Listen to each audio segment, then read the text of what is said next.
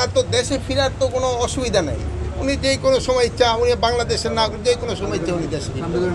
ওনারা যেই সময় উনি নিজেরে যেই সময় উনি মনে করবেন উনি সেই সময় দেশে ফিরবেন। মাননীয় উপদেষ্টা, খুশির ব্যাপারে বাংলাদেশের আপত্তি থাকার পরেও ধারাবাহিকভাবে ভারত আমরা এই ব্যাপারে ফরেন মিনিস্ট্রিতে লিখছি, ফরেন মিনিস্ট্রি ফরেন অ্যাডভাইজারও আপনাদের বলছে, তারাও কিন্তু তাদের চিঠি দিচ্ছে যে আমাদের বাংলাদেশি নাগরিক যদি ওই অগদেশে থাকে আমরা অবশ্যই নিব, কিন্তু তারা একটা প্রপার চ্যানেলে আসতে হবে। নিয়ম হলো প্রপার চ্যানেলে। ওনারা করে নাকি এটা ফলো না করে এই জঙ্গলে রাস্তা দেখি জায়গায় না ওই সব জায়গায় গিয়ে করে, এটা একটু অমানবিক। এই যেগুলো আমরা কিন্তু এটা শুধু আমাদের না, আমাদের যে অ্যাম্বাসেডার আছে, হাই কমিশনার আছে দিল্লি, তাকেও এটা বলা হয়েছে এবং ফরেন অ্যাডভাইজার এই ব্যাপারে আপনাকে কিন্তু ব্রিফও করছে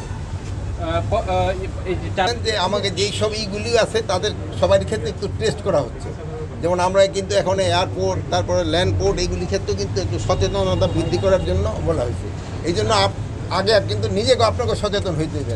আপনারা তাগো সম্বন্ধে জিজ্ঞেস করতেছেন, কিন্তু আপনারা কেউই নিজেরা মাস্ক করেন নেই, অন্যরে বলতেছেন, আপনারা নিজেরা বলবেন, অন্যেরও বলবেন। করে দিন ربنا تقبل منا إنك أنت وتب علينا يا مولانا إنك أنت العزة عما يصفون وسلام على المرسلين والحمد لله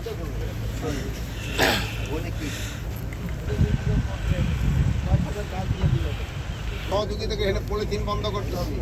3 নাম্বার, এখন মাস্ক পরতে হবে।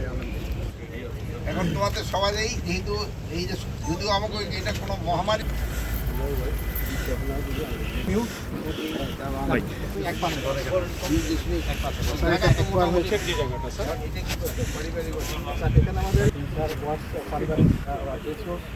এলাকা হবে স্যার, দেন আদার এখানে অফিসার্স নিয়ে ছিলেন এখন তো ফার্স্ট পেজে এখান থেকে স্যার দক্ষিণ দিকে একটু ডান দিকে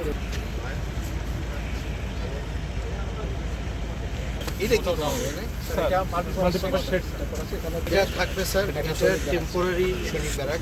ভেঙে ফেলা হবে। এটা তো 7 বছর হয়ে গেছে। 7 বছর